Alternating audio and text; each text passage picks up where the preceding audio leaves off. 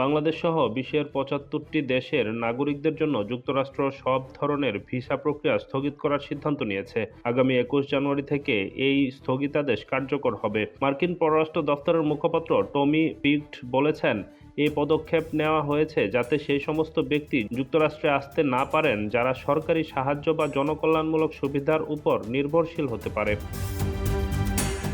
নির্দেশনা অনুযায়ী বয়স্ক, অতিরিক্ত ওজনের ব্যক্তি বা যারা অতীতে সরকারি নগদ সহায়তা পেয়েছে তাদের ভিসা আবেদন স্থগিত বা নাকচ হতে পারে। এ সময় ভিসা প্রদানের ব্যতিক্রমী সুযোগ থাকবে খুবই সীমিত।